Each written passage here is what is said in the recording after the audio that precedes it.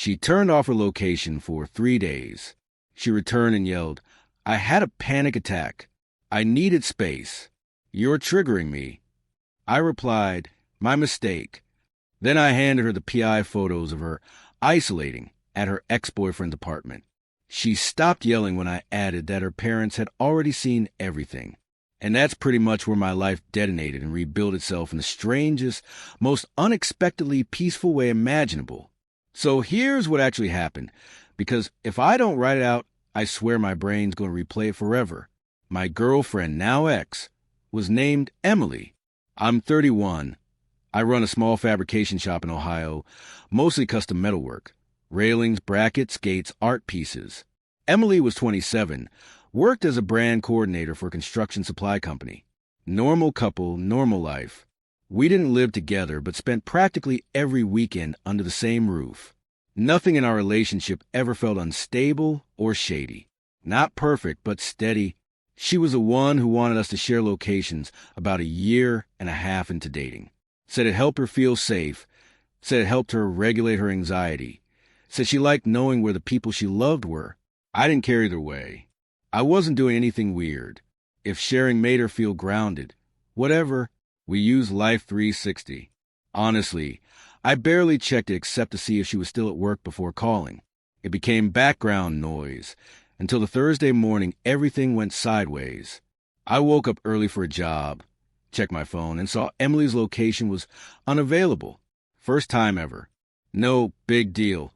Phone's glitch. I texted her, "Hey, your location's off. Battery die." No answer.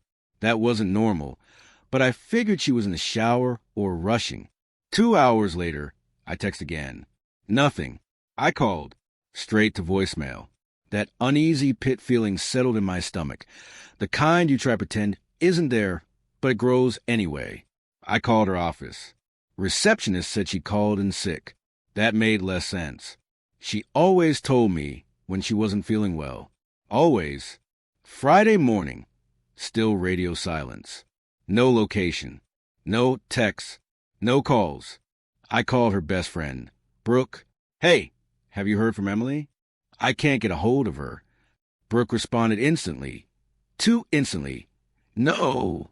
Maybe she just needed a break. She's been stressed." It wasn't what she said. It was the tone. Light, fake casual. Trying too hard to sound normal. Someone covering. Someone lying. By Friday afternoon, I drove to Emily's apartment. Her car wasn't there. Lights off. No movement. I knocked anyway. Nothing.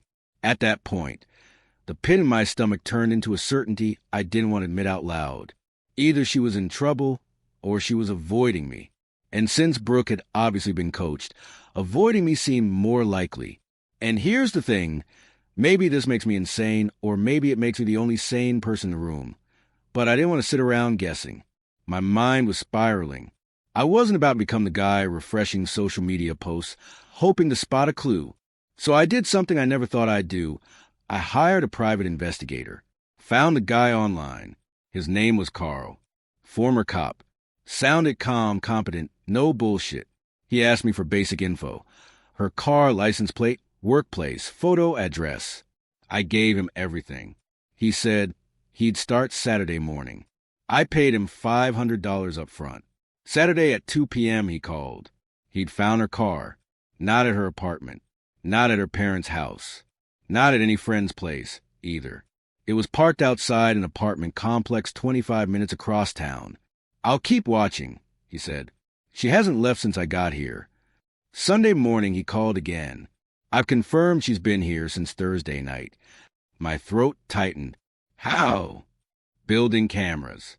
I reviewed the logs. She arrived at 9:12 p.m. Thursday.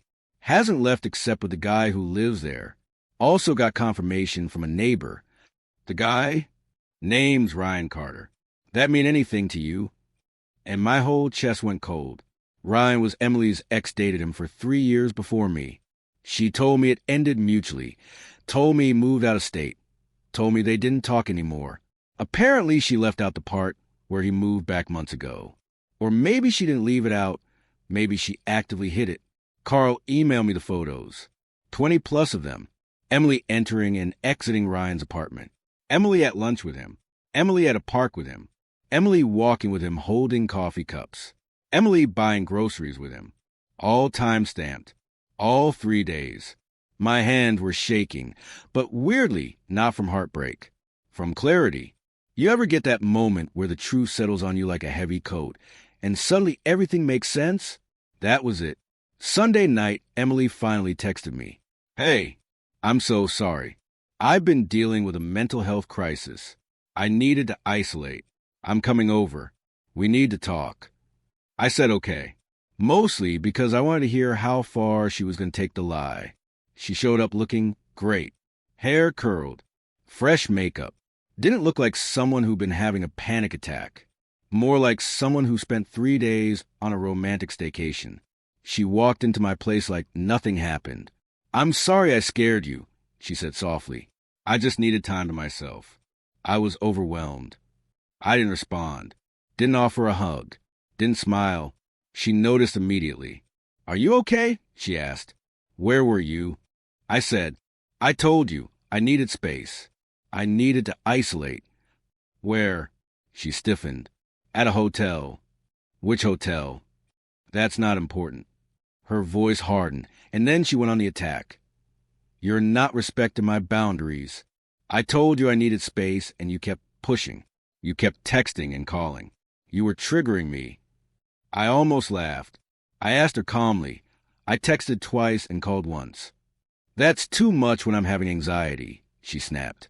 You don't understand what that feels like.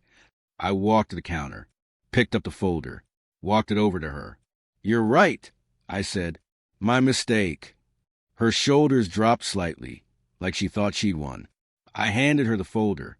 That's why I hired a PI. To make sure you were safe during your isolation. Her face broke, like a mask falling off. She flipped through the photos, 1, 2, 3, and I watched all the color drain out of her. You hired someone to follow me? I hired someone to find you because you disappeared for 3 days. She swallowed hard, tried to recover. This is what it looks like. Great. What does it look like? She opened her mouth, shut it, opened it again. Ryan's going through a hard time. He needed support. So you supported him for 72 hours straight, without responding to me, without telling anyone where you were. I knew you'd overreact. No, I said, you knew I'd notice. She shifted into the next defensive stance. Crying, you violated my privacy, she choked. You stalked me. This is obsessive. I could sue you. Carl stayed in legal boundaries. Public places. You're controlling. This is why I needed space, she yelled. 3 days of space exclusively at your ex's apartment, I said. Convenient. And then I said the line that shut everything down. I already sent the photos to your parents. She froze like I'd punched her. You what? They deserve to know the truth before you painted me as a controlling boyfriend. Her lips trembled. Why would you do that? Because the story you were about to tell wasn't the truth. She grabbed her purse, defeated. We're done, she whispered. Yeah, I said. We are. The next morning, her mom called. She was furious at first, then quiet, then apologetic. I can't believe she lied to us, she said softly. I'm sorry. You didn't deserve that. No argument there. Emily texted me later, angry, embarrassed, blaming me for her humiliation. I didn't reply. She blocked me. A few days later, Brooke messaged, apologizing. Apparently, Emily lied to her, too. A week after that, Ryan called. He said I'd ruined Emily's life. I told him Emily ruined her own life. Then 2 weeks later, Brooke messaged me again. Just so, you know, Emily and Ryan are officially dating now. Shocker. Then 1 month later, I ran into Emily at the grocery store. Her new relationship glow lasted about 10 seconds. She kept fidgeting, kept avoiding eye contact. She asked if I was okay. I said I was fine. I meant it. 2 months after that, Ryan called again, this time panicked. Did Emily ever disappear on you? I almost laughed. Deja vu. He described the exact same pattern. Same excuses. Same panic attack story. Same isolation. Same silence. Same manipulation. I told him the truth. Either hire a PI or accept this as who she is. I don't know if he ever did. Frankly, I don't care. 6 months later, I'm with someone new. Her name's Claire. We met at a fabrication expo. She welds copper sculptures. She's sharp, grounded, honest. No location sharing. No disappearing acts. No guilt trips. Just peace. Real peace. Every once in a while, I'll see Emily's long, dramatic posts online about toxic relationships and boundary violations and escaping controlling partners.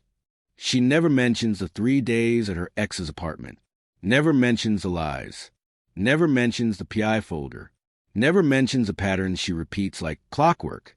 But here's the thing. I don't have to say a word. The truth sits quietly in my email inbox. 23 time-stamped photos. Not revenge, not cruelty, just clarity. And clarity, it turns out, is the most freeing thing in the world.